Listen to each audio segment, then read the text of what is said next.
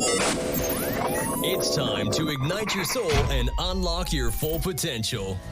Join us on Beneath the Helmet, the podcast exploring firefighters' health and wellness. Hosted by retired Fire Chief Arjuna George, our podcast is the perfect place to start your journey towards becoming the best version of yourself. So come on, let's join the conversation and find out what sets your soul on fire. All right, welcome back to Beneath the Helmet. Today I got a very special guest with me, Executive Director of Wounded Warriors Canada, Scott Maxwell. So Scott joined WWC about 10 years ago and has been leading that organization from where it used to be 10 years ago to a very diverse and inclusive organization that's not just for veterans of the military, but all first responders, including frontline workers, hospital staff, any area that has trauma involved in it, they are now servicing and supporting that community. So please sit back and enjoy this conversation with Scott myself as he discusses his experience moving through the last 10 years of as Executive Director of Wounded Warriors Canada and his amazing vision for the future, being inclusive of all trauma-informed and trauma-affected personnel across Canada.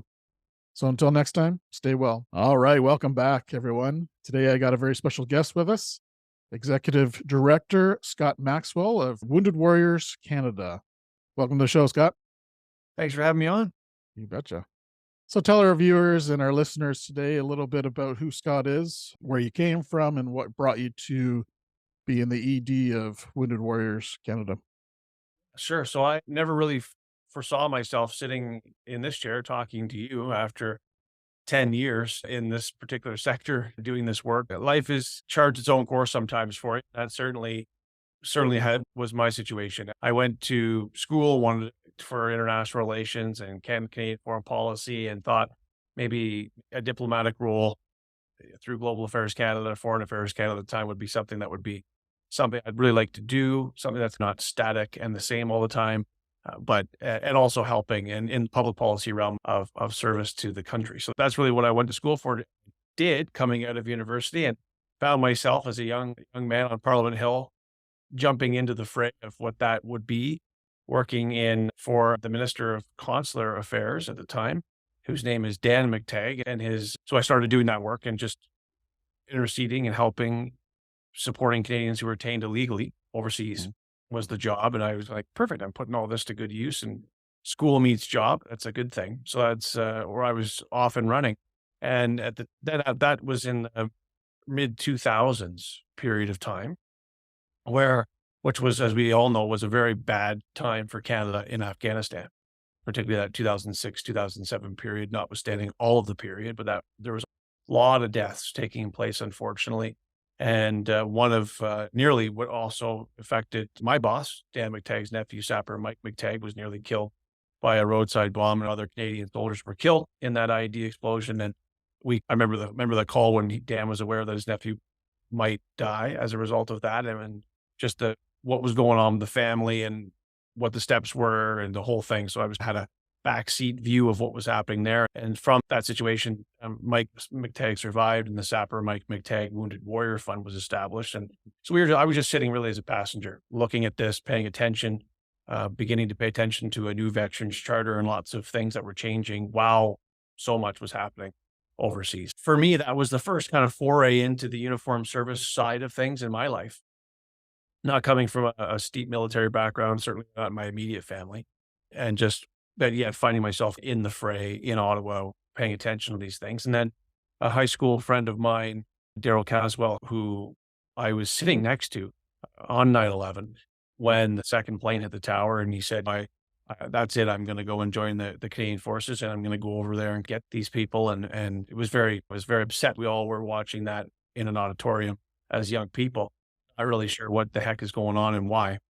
He joined the Canadian Forces while I was doing all this. He was over there, the whole thing. And next thing, a year later, in June of 2007, Daryl, I was sitting there having my breakfast, and his picture came up on the screen saying that he was killed overnight in an IED explosion. So it's just this very galvanizing year-ish period for me in my life where I was thinking, never thought of myself even ever going to be thinking about a conflict that Canada was involved in overseas. And yet here I was from professionally with what was going on with Mike McTagg's injuries, establishment of that fund, and then a year, not long afterwards, Bowmanville, Ontario, small town meets kind of Kandahar, and wow, that had me thinking about life in a very profound way about, yeah, all things, many things at times, whether you like it or not, may be connected, and for good or bad. And thought the way that I know that kind of my friend was treated when he was joining the Canadian Forces, because there just wasn't near the respect from the Canadian kind of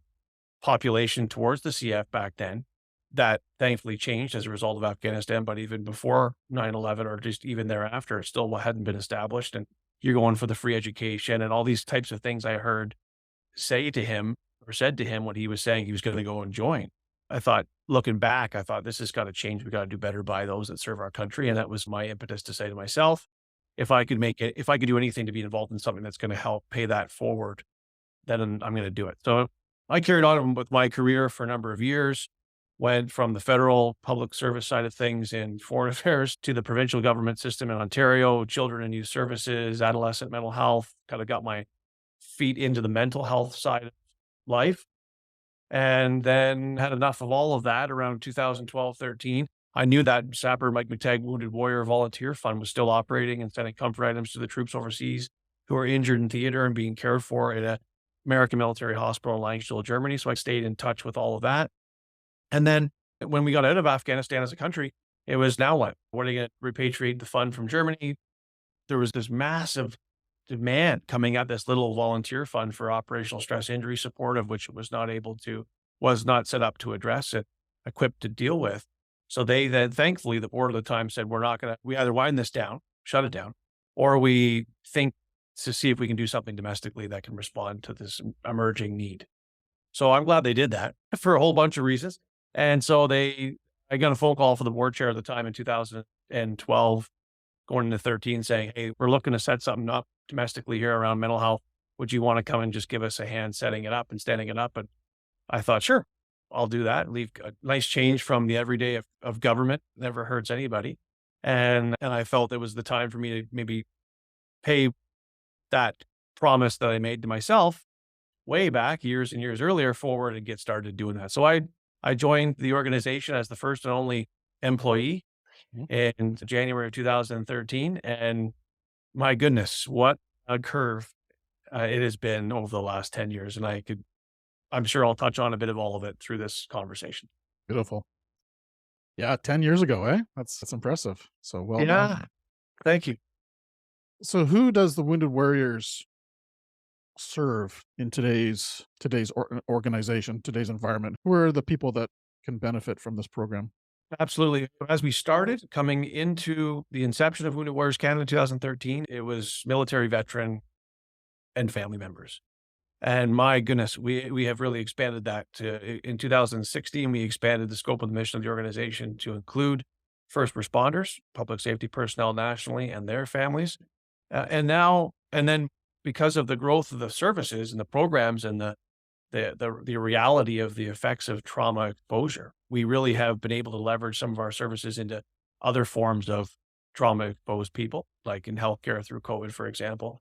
Just other people always calling and inquiring to learn a little bit of what we formed as a bit of an expertise. So here we are today, and we classify those that we serve as trauma exposed professionals. So to try to get away from titles of Canadian Forces and veterans, is it public safety personnel, or is it first responders, or is it this, or is it that, or the dispatchers and communicators, all these kinds of, and correctional service officers feeling so much always out of the definition of a first responder. We just said, okay, enough of trying to describe this all the time. Let's just call those we serve, because it's true, trauma exposed professionals. So TXPs is our population. We state that explicitly in all of our communications now, and it fits perfectly because for the work that we do. Yeah, it's a great term because like you say, there's dispatchers, there's all sorts of agencies out there that are all part and parcel of our society, and they're all helping us, and they're all facing trauma. Quite often they do get left out. It's fire, police, and ambulance is what you hear. So exactly. And I particularly, we really got to this point through COVID in response to the healthcare professionals that have been were overwhelmed today, to this day, but specifically through that period of time. And we thought, okay, where do you classify all of these people? At the end of the day, what's been good about it is while we've using that term, you initially felt like it broadened or the mission creep was really growing. Actually, it wasn't. It actually brought a lot of clarity and focus to who we serve. Because if you're trauma exposed and you're a professional and that's what you're doing as part of your execution of professional responsibilities and duties, then this in what we teach and what people are learning and benefiting from is going to apply. So it's actually been a really great exercise for the organization as we've continued to evolve and respond to different people. For example, Garda World just recently, private security companies, guardians on First Nations communities who are effectively security guards by training, but are first responders in practice. So we're just learning all over the place about who these trauma exposed people and professionals are and finding different ways to help them. But in order to do that, we really wanted to make sure they felt home here at Wounded Warriors Canada. So the terminology is important. It is, definitely. Yeah, and all the mental health discussions, terminology, language is so critical to making people feel safe, included. I'd say included is probably number one, right? Yeah, as we say, we've updated our mission statement just in the last year to helping Canada's trauma-exposed professionals, but at the time it was veterans, first responders, and their families feel safe, supported, and understood. Yeah, beautiful. So those are the three things that we are doing for those that we're serving, and that's not from we didn't sit down in a boardroom and come up with that. That was right from the testimonial feedback and the summative data collection that we do from all of our program participants across every program areas. When we asked them, what did this program do for you? And similarly for somebody else. And this is overwhelmingly was the common feedback we received: safe, supported, and understood. And that makes a lot of sense for us. Sure does. Sure does. Coming in 10 years ago as the ED, what was some of your main priorities to improve Wounded Warriors Canada? It's a great question. For me, it was really initially find ways for NGOs to be impactful and helpful. Back then, when you're just caught between two massive departments in the Department of National Defense and Veterans Affairs Canada, and you had all these kind of micro entities and projects that were trying to be helpful for members of both of those departments, be it still serving members or retired members. It was, is there a role? And if there is, how can it find its niche in the service delivery side of things? So that was the first goal for me, was to try to see where organizations like ours, like in the not-for-profit service sector, could be effective and could have a role to play. And then identifying the gaps that where these roles could be played. And then building the team, the services, the fundraising, the funding, the revenue generation, the whatever, all at the same time to make sure you can do it in a sustainable way. So that was what I was looking at when I was starting out, was those three pillars, if you will, all simultaneously to try to make sure that it's easy. Okay, so we'll figure out we can maybe do something here, but is that where the need is? And if it is, can you do it sustainably and have a great year and then never be there to respond thereafter because funding's dried up or you didn't have a plan or whatever the case may be. And you see that, unfortunately, quite often in the charitable world, because it is hard to be sustainable in your efforts. And not just do what you did last year, but if you're doing it good and you're helping people, the chances are there's going to be more and more people coming at you. So it's not just doing what you did last year effectively. It's, can you do what you did last year and more every single year as you grow forward? And that's been something that I'm certainly proud of from a growth perspective. And growth for us is not in shareholder success, it's in client success. What were some of the elements that you learned about yourself in the last 10 years? The old adage is just is stick with it. Don't get, too high on anything and too low on anything. Just stick with the plan, keep your head down. Don't overpromise and underdeliver on anything. Do what you can do to the best of your ability from a quality perspective, from an outcome perspective. And if you keep doing that over and over and over again, always, you're probably going to get there and be standing 10 years later. It's very easy, especially as mental health was starting to become more topical, more relevant, more timely when we were sitting in the middle of it. There was a million different projects or straws you could grasp for and grasp at. And that could lead you all over the place and not very clearly focused in terms of what you want to be and what you want to do. and we stayed away from all that. So I learned about myself that I was able to maybe stick to a plan and that I devised that I had never done before in my other professional situations, and just be confident in sticking to it and building a team that wants to stick to it and understands the same thing and is everyone boring in the right direction and not trying to pull you or anybody else all over the place where you can really, the organizations you can see how fast that could fall apart. So Mhm. for me, it was hard work, sticking to the plan, and then conversely not deviating from the plan, which when it often increasingly became very easy to see how you could do that. And then really try to find the right people and not to say that it's versus bad people, but try to find the right people to be in the right places Mhm. to let the organization continue to grow and thrive. Those are some of the things from a leadership perspective that I've learned about myself in the last 10 years. How about your perspective on mental health when you joined 10 years ago compared to how you are sitting right today? Your views, your thoughts, your own self-care. What's some of your thoughts there? Yeah, certainly myself, learned lots of self-care lessons along the way. When you're not a large organization, as we certainly weren't for most of this journey, you're really interfacing with those that you're serving all the time. Like on a personal level, you're out at events all the time. You're getting to know ill and injured people that are really struggling that obviously want to help. And that's great, but you can't be friends with everybody. You can't be responding to their needs and what they're looking for and all this all the time. And I found myself at times having a hard time being the executive director of Wounded Warriors Canada and then just a compassionate Canadian that wants to Mhm. do everything I possibly can for everybody that writes to me or calls me or texts me or messages me on Facebook or whatever the case may be, and that maybe finding themselves in a tough place. I found that to be a very difficult part of certainly the earlier, or at least half of the journey before we had more of a team around me and everybody else to take pressure off of those realities that exist. Certainly from a self-care perspective, that was something I learned to find a balance of much better than I did in the early days.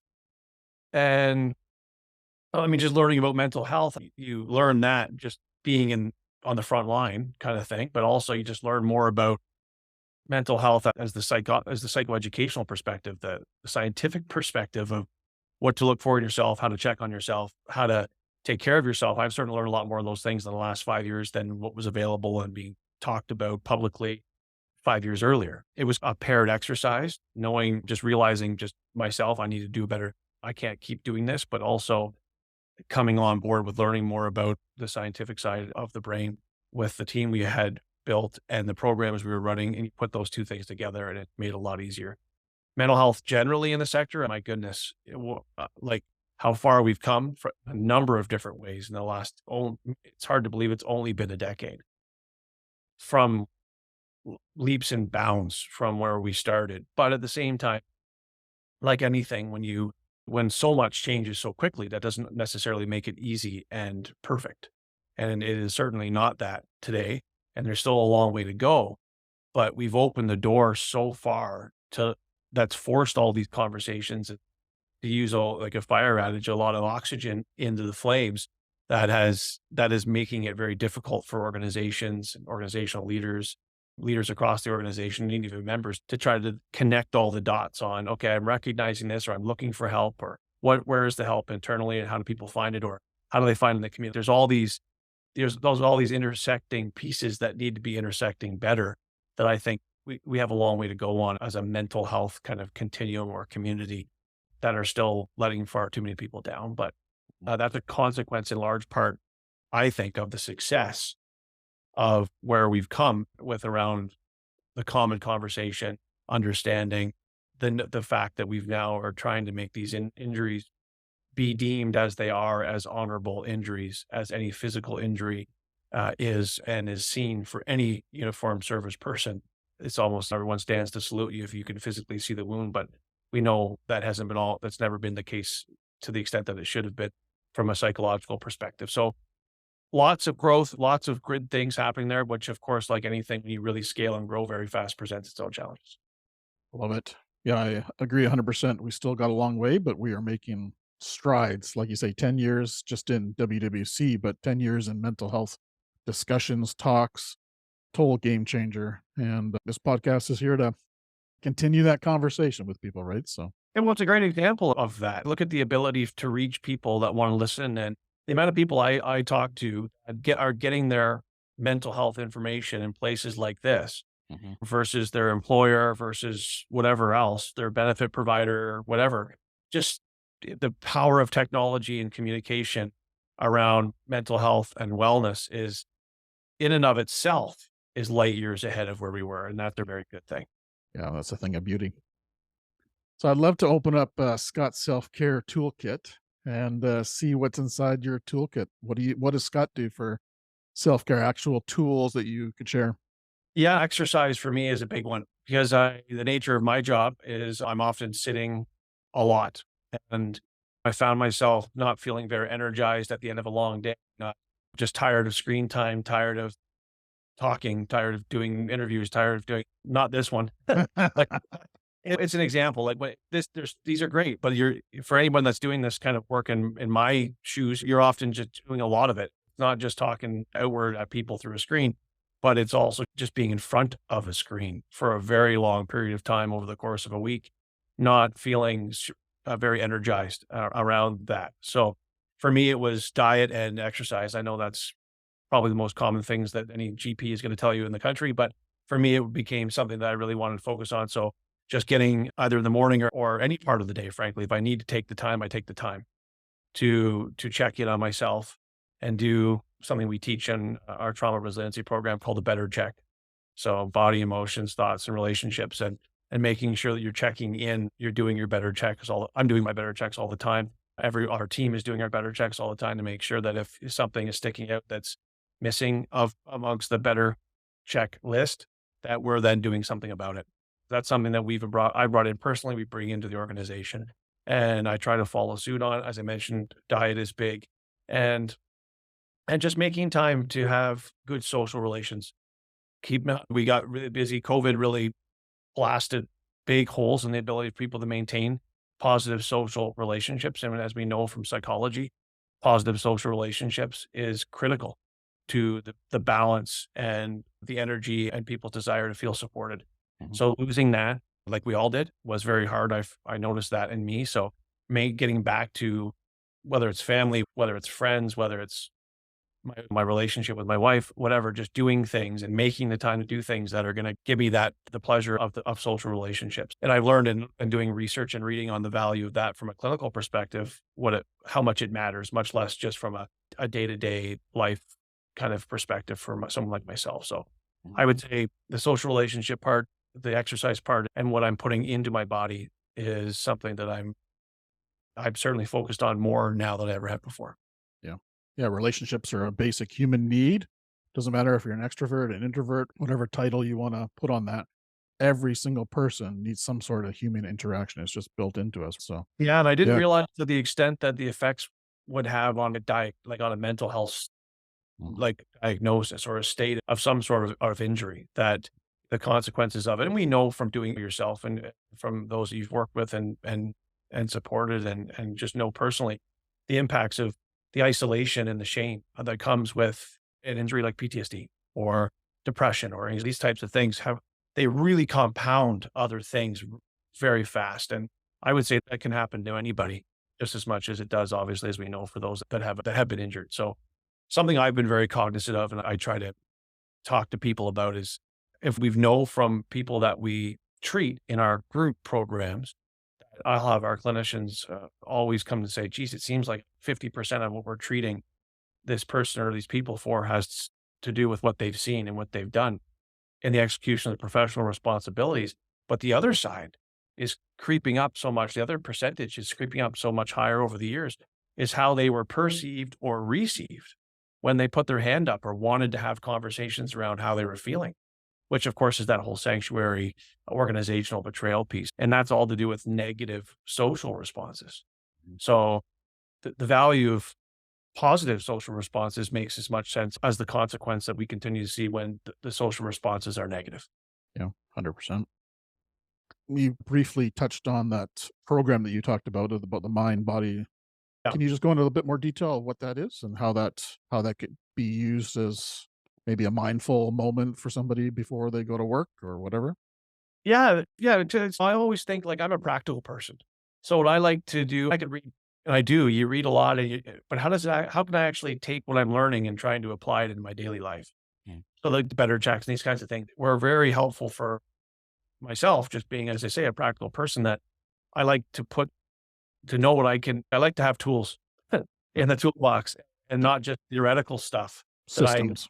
systems, like in theory things that, yeah, I understand why this is happening. I appreciate that, but what can we do to mitigate it? What can we do to get in front of it? Just the value of having skills and skill-based learning for me is really super important and vital if I'm actually going to do anything. I think that's the value that I get out of doing those checks, tying, if I'm thinking about something, into what I can then do about it, and just having a really practical lens about something, that because it's not seen necessarily, it is a psychological situation you may be facing, unlike a physical one where you can go, okay, I know I got to put a band-aid on my wrist because I cut it, or on any part of my body because I cut it, or I've injured this or that. I know what the solution is. And that's because of the physical way we've been trained in Canada, thankfully, is physical injury. Here's what you do about it. Mhm. And my goodness, wouldn't it be wonderful if we had a more common, generalized understanding about what to do when you're starting to feel this way or that way or a way. So I think for me is something that I wanted to start with personally, and then begin to use the leverage of our organization, partnerships, friendships, just like this, to help maybe get that to other people. Mhm. Amazing.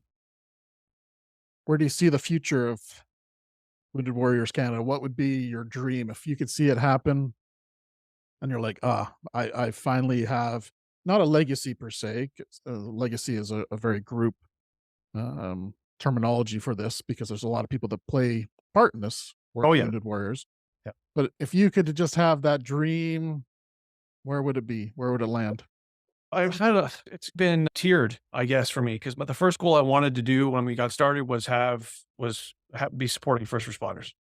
So we made that extension at 16, and then we wanted to make sure that we just weren't doing this on our own. We wanted to get, like, the WorkSafe BCs, the WSIBs, the employer and benefit provider partners in as a sustainability legacy recognition, that the organization, we're an organization that these people want to have to help their people. That's something I could only have dreamt about when I started doing this in the back of a broom closet in January of 2013 with a bunch of dead hornets in the ceiling.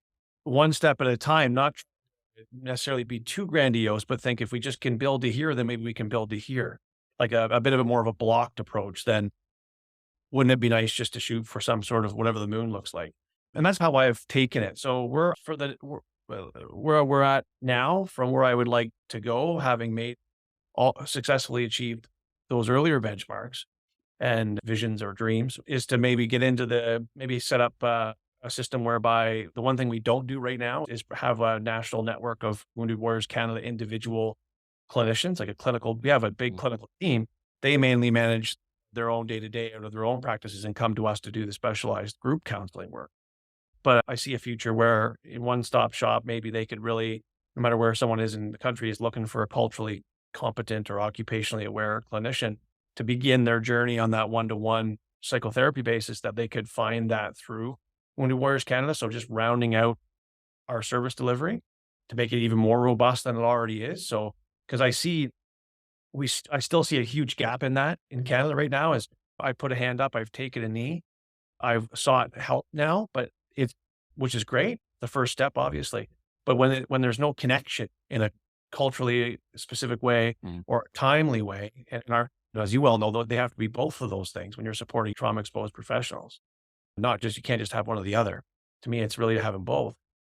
There's gaps there. So if we can really begin to bridge some of those and have an individual clinical network in the country that's working through and by Wounded Warriors Canada, that would really round out what we do. And then I really would like to begin to leverage international relationships to build on best practices, work with our allied nations, the Five Eyes, other groups like that, where we've all served overseas. We serve similarly domestically, but from a trauma exposed professional basis. I've had outreach from a Ukrainian group that reached out here this last week, and I'm talking to them next week. about all of the trauma and the situations going on with first responders who are civilians, which are now first responders / military members. We're so close to the United States with so much commonality across that. I have been to Israel, to Tel Aviv to train a group over there that does the same work for their trauma exposed professionals on the front line domestically. I would like to see more of a robust best practices uh, collaboration that's going on, that's not going on currently amongst our allies with this kind of work, to continue to learn and share best practices and see how we can all do better. So that's something that's missing. I'd like to achieve, and then continue to push organizations to, the old way of having an EAP program that is, we all know, is largely insufficient for this population, is not the standard anymore. And that culturally specific services like ours are brought in, and others are brought in to augment and form a new and different layers of operational stress injury support for EAP programs and much better early intervention service support that it's really failing so many people right now. So I know it's something we could work on now, and it's not really visionary as much as, but it is in a sense, because it takes a lot of time to make these changes. That's why I realized, having worked in government internally, and now I work with it externally, because everybody that we serve is some level of a government employee. For the most part, you're up against big bureaucracy at every turn and very limited financial support for psychological safety and protection. You can't really do it. You can't expect to do much if you don't look at these things from a 10 lens. Yep. And when we're financially handcuffed and resource handcuffed, that's when you reach out to your allies and your relationships and your networks, and that's where you get the shared knowledge for free, right? Yeah, for free, and also the workarounds. If you can fund something into a service that can't fund it itself, that's what we do. The vast majority of all of Wounded Warriors Canada's development and delivery to get to where we are came from the care, compassion, and generosity of Canadians, charitable dollars, contributions that have allowed us to not worry about bigger bureaucracy, not worry about dead ends, but actually just worry about developing the best programs that are going to help this population and delivering it to them and their organizations at no cost to both of them.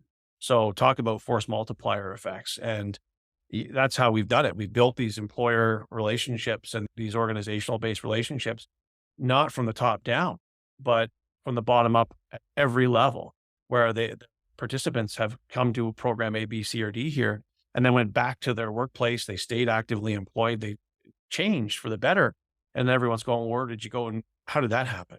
And then it starts to percolate from the bottom up, to the extent that we then have conversations and it comes top down. So it's, that's how the things that I'm looking at and working on right now, and also building a much more robust continuum of care within the mental health service providing community. So it's not just the employer and the employee realm. There's a lot of work to do there, but there's a lot of progress being made. It's when we became a mental health service provider through and through, in and around 2017. And what I mean by that is, we weren't funding, like we were set up initially as a foundation, take in contributions and fund out to third-party community providers of whatever service it was. We stopped doing that entirely. So all the fundraising dollars into the foundation side of Wounded Warriors Canada are funded then into mental health services here. So they fund all of the different programs that we have that support individuals and couples and spouses and surviving family members and kids, and then some even upstream trauma-informed training. So when we started doing all that in-house, top to bottom, started looking around going, hey, we're in healthcare now. We're in the service delivery realm now. Who else is doing that? Who are the other players? And why aren't we connected with them? And more importantly, why haven't they been connected with each other after all these years?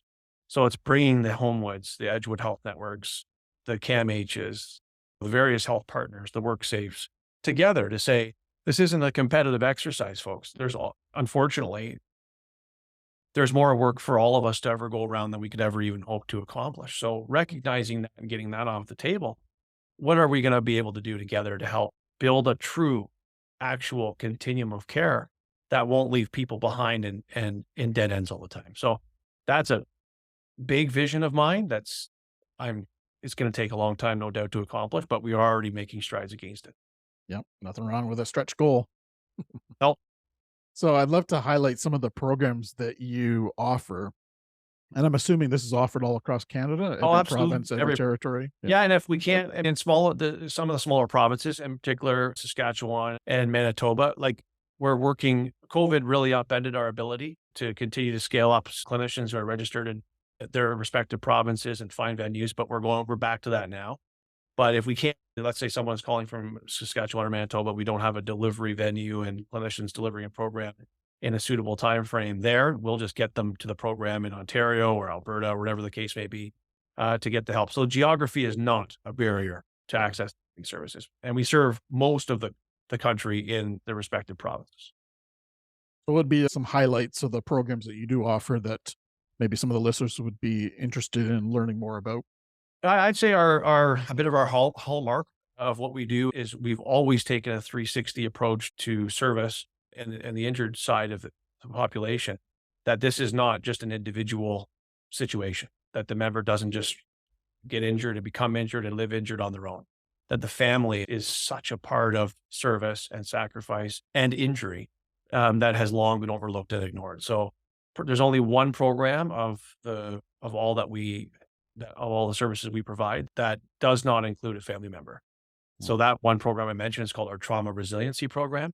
And that program in itself is just for individual members. And all of the other services in the program we provide are equipped for spouses and surviving spouses and family members and kids. That to me is a bit of our hallmark in that we really provide for ill and injured trauma exposed professionals and their families. Scott, it'd be interesting to hear from your perspective, being in this for the last decade.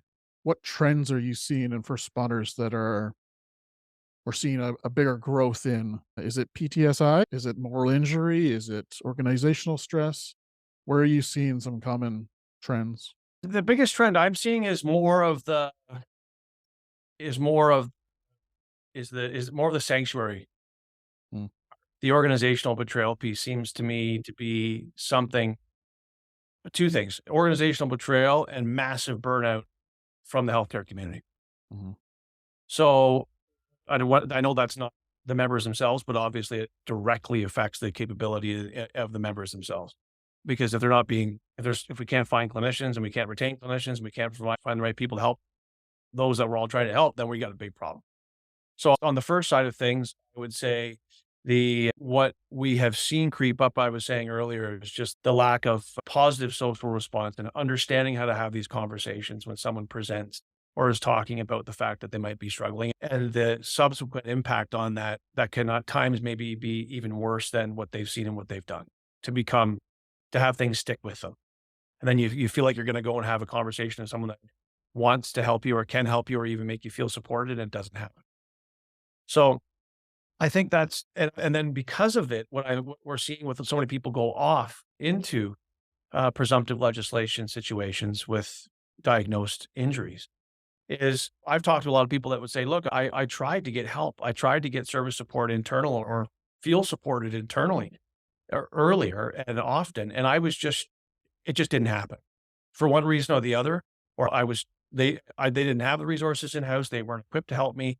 And so I needed to help myself to not further spiral and become further injured. And so I just went around the internal system, went for the presumptive side of things to actually get the care I know I needed for myself. And a lot of the employers and HR folks they're stunned right now. They're stunned going, what, we're losing all these people and there's people going off all the time. Yeah. Because we're all telling them they should access the supports that they deserve and they need, and they're not able to do it because we're talking about all of these things the right way to some extent from an employer-employee realm, let's say. But when it actually comes to accessing something that's going to be beneficial to them, there's a big gap in so many different circumstances right across the country. So in the absence of finding what they know, what they're being told they should access, they're just going very much often around the system entirely and just going off work. And that makes a lot of sense to me, because if I know I need something to help me or from any perspective, I'm going to go and try to find it. And if it requires me not to get that outside of my work environment, I know everyone's telling me I should be taking care of myself, and which is the case. But unfortunately, it's really causing a lot of turmoil within the employer-employee active duty realm that I continue to see. And as I say, it's leaving a lot of people that are in the middle of that process, organizational leaders, chiefs, HR folks, stunned as to what to do and how to manage this better. Because we, as I say, we open up the door, the floodgates open when it comes to the conversation around mental health, what you should be doing, access care and all that. But obviously it was not even closely being met with the access piece Mhm. on the front end at all. Mhm. And that's a big challenge for this sector right now. Interesting. So that's what we see. That's what we see the most is that dilemma, that battle between having all the right conversations, saying all the right things, doing it right, maybe from a communications or what have you standpoint, putting up all the right posters and doing all that. But if it actually doesn't meet care, we've got a problem. Yeah. And that's a common thread that I keep hearing. It's just the check boxes and get the operational guidelines out there, get the posters on the wall, but no action at the end. And I think that's an area that we can all learn from. I'm probably guilty of that myself, of putting up a poster and thinking I was doing a good job, right? But Yeah. there's more to it than that. There's more to it than podcasts and more to it than I would going say to conferences, right? yeah, listen, I would say everybody's got every aspect. There's a rule for all of it. But at the end of the day, what really to me, what the rubber meets the road on, like on care, Mhm. on actual support. It's no different than any other form of life. We could have wellness conversations and get good communication around what best practices and tools and tips, which is generated from all of this good stuff. But at the end of the day, if I need something that requires assistance, I need to know where to go to get that eventually. So there's a role for all of this in the system and certainly in this sector. But if it doesn't end up meeting to me, what is the most important aspect, which is clinical, culturally specific, timely, clinical care for somebody at whatever level they need it at, then we're only going to get so far. And it's probably going to end up leading to as much frustration as it has in the sector because it's a lot of, I hear it all the time, just talk. Everyone's talking. And yes, we are. We're trying to do this. This is our responsibility. I think we all take it pretty seriously that we want to get good. We want to get the message out. We want to make sure people at least initially feel comfortable to have these conversations. And that's the role of all this and to learn and to feel supported and safe to have them. And then therein lies the next step. Okay. So they're feeling safe. They're feeling comfortable beginning to have them. And if that door is slammed, then we are where we are in way too many situations and occurrences. And that's frustrating. I hear you. I'm a very somatic, holistic person when it comes to trauma recovery. I believe that the body and the mind is all part and parcel of recovery. It'd be interesting to hear your thoughts on it because you shared the book, The Body Keeps a Score, with me, which is, it's been on a few podcasts now of that book. But I no, figured. I'd love to hear why you sent it. And is it something that you in Wounded Warriors, that there is that holistic approach where it's not just the psychological part of it, it's the mind and the body at the same time? What's your thoughts there? Yeah, no, 100%. I sent it along because I've probably reread it 3 or 4 times now. It's been referred to me by our senior clinical team as the best reading that they've ever come by, certainly from one of the best scholars and practitioners they've ever known or have worked with or read about. So that was the first reason. And then second was in just reading it, thinking about just how much of a role that the author puts on social connection, and just not being a simple way of the DSM-5 criteria, therefore we know what's wrong with somebody, which it almost caught me off guard a little bit in reading it through and through it. Wow, there's a holistic approach to what in someone's life, how they may end up being arrested or injuring themselves or being diagnosed with one or more diagnoses. So it was, or just trying to overdiagnose somebody because you're not actually getting the root cause of the cause and all. It for so many different reasons as to what I've learned over the years, what I've seen, it just tied it all together as beautifully as I've ever seen it tied together. Nice. And it's a holistic approach, the body and the mind, but also the importance of social connection, which we obviously see and believe in, because social connection is the hallmark of group counseling. Yes. And so, as group counseling being everything that we do from a downstream interventional perspective, seeing the positive effects of that every day for years, it's okay. That he spoke to me that way and reinforced that you can have the best therapists talking to someone individually, one on one forever. But you often see as much positive outcomes, if not more, when they're around when they're Mhm. not being cared for in an isolated environment, i.e., house basement to individual practitioner counselor's office, back to the house basement, back to the office. You can see how this manifests itself even in care. Yes.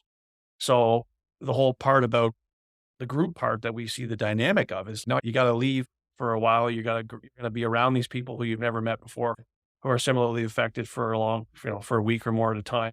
You're going to give and receive support back and forth with strangers, and you're going to benefit tremendously from it. And that power of the social connection part is really stood out to me in that particular book, that it was reassuring Mhm. and reaffirming.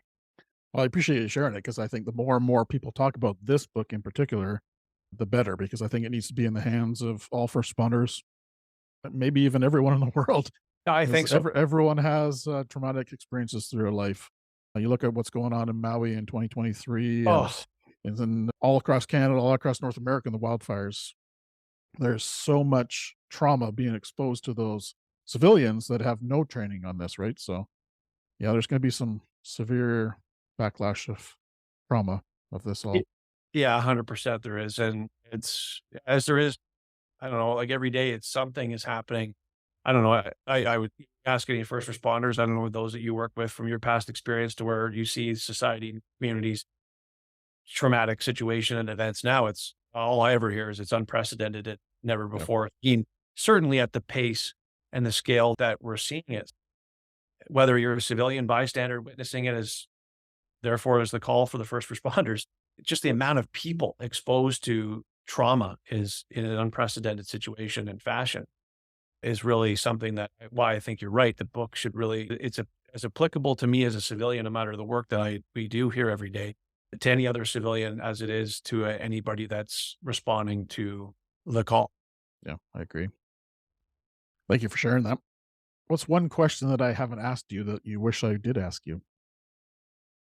Jeez. Mhm. Maybe what was our maybe a single large success or something that stands out as I don't know. Maybe there's Sure. sometimes we got to ask that question all the time. Yeah. So for WWC, what's the number one pinnacle success that you've seen in the last 10 years that maybe you're most proud of or that's made the most difference in people's lives? Yeah, for me, it was the expansion to get to help to first responders. Mm. Just because the community has brought so much to to this organization. We wouldn't have our upstream trauma informed workplace training services that includes BOSS before operational stress. That program alone had 77,000 first responders and healthcare workers complete that course last year alone. Wow. 77,000. Train the trainer, trauma resiliency training program, a peer support training program, and a workshop called Trauma Informed Practice. None of that would have happened if we had and would be happening to the extent that it is if it wasn't for the addition of inclusion and addition of first responders into our spectrum of care back in 2016. Because when we started adding first responders into these now mixed group deliveries that included veterans, serving members, and first responders, and them telling us in these groups that I wish I had known about the psychoeducation that we're teaching a lot earlier in their operational careers and then their careers, they would never have led to us getting involved, or certainly not led us to as fast as we did, get involved in any upstream work trauma informed workplace training, which as we know is as critically important as any part of this paradigm is getting the workplace and the organizations to be responsible and to have a role instead of just pointing the finger at every first responder or military member and saying, you're responsible solely for your self-care. We have nothing to do with it. And of course, that is couldn't be further from the truth. So much has happened with all of that push, early intervention, upstream, resiliency-based psychoeducation, learning and teaching because of that move, that change here to include first responders. That to me is my biggest hallmark. We were going to be established from the military anyway, because that's how it all started because of Afghanistan. That was obviously the big first mover to get established as an organization doing something. But the growth and the change and all the work that we've been able to do in the last, 7 years has really been amplified extensively and significantly because of what first responders have brought us. Well done. Well done. Is there anything that's coming up down the pipe that you can share that's new and exciting, or maybe an event? So cycling has always been a signature fundraising event for us, going back to our battlefield bike rides that we do overseas in the Canadian battlefields of Europe every June. And then that led to a lot of people that can't make that ride or what have you that wanted us to do something here in Canada. So we established the National Ride for Mental Health. We'll have over 1,000 participants in every province and territory this coming Saturday. It's very much Terry Fox modeled. Pick your own route, pick your own distances, pick your own fundraising goal, ride as an individual, ride with your family, friends, your ride group, and get out there and foster important conversation around mental health. For us, it's education, awareness, and then fundraising is how our model has been built. That you don't really get to fundraising if you don't have education and awareness happening. So this is a big event for us. We'll have an in-person ride in Ottawa in the capital on the Saturday, as well as just dozens and dozens of community events taking place across the country. So that's exciting for us. It goes a long way to do a lot of things for the organization. And then looking ahead to the fall, we hosted our first ever Ontario-based. This was the Ontario First Responder Mental Health Conference, but it comes off the heels of attending the BC First Responder Mental Health Conference in January. I was able to attend with our team in the province, and just seeing the success of that and wanting to have these types of events in other provinces across the country, because it's such an effective way to bring the community together, especially after COVID. That was a big thing. We sold out the International Center by the airport in Toronto, 500 attendees. We put it together in less than 90 days, and it was a huge success. So that really got us going again and into the summer season, where we've continued to have, like I say, our battlefield bike ride in June. We have events all over the place across the country, but this one coming up on the weekend is a biggie. Fantastic. How can people learn more about Wounded Warriors Canada? How can they connect with you? And is there any volunteer options for people to stand up and say, hey, how can I help? Yeah, always. Feel free just to reach out to me personally. Scott@woundedwarriors.ca is my email. Woundedwarriors.ca is the website where all of this information lives, be it from, most importantly, from a program perspective. If anyone wants to learn more about any one of our programs and services, they all have their own independent pages and application capabilities on those pages. And then if for questions and so forth, they can just reach out to me anytime, and I'm happy to help steer them in the right direction here for the organization. Awesome. Is there an opportunity for people to volunteer? Yeah, volunteer for sure. As we're back into the event swing of things now, and there's all sorts of different ways that we're looking to build a volunteer side of the foundation here, because the health services side is the health services side where all that clinical work takes place. But as we come back to the event pace that we had going into 2020 March, we're looking, we'll have a greater need now than we have had in the last 3 years anyways, from a volunteer perspective. So if you're interested, reach out just the same, and we'll begin that conversation.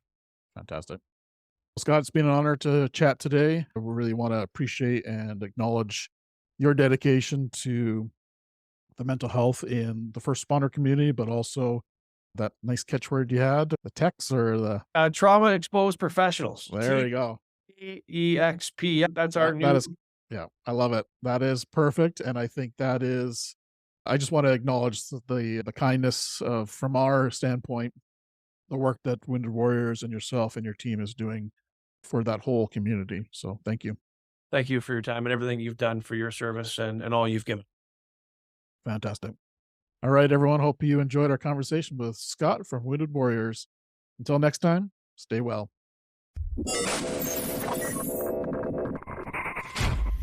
Thank you for tuning in to Beneath the Helmet. We hope that this podcast has provided you with valuable insights into the world of firefighters' health and wellness.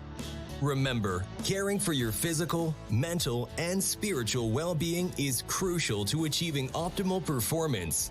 Join us next time on Beneath the Helmet for more inspiring conversations. Until then, stay well.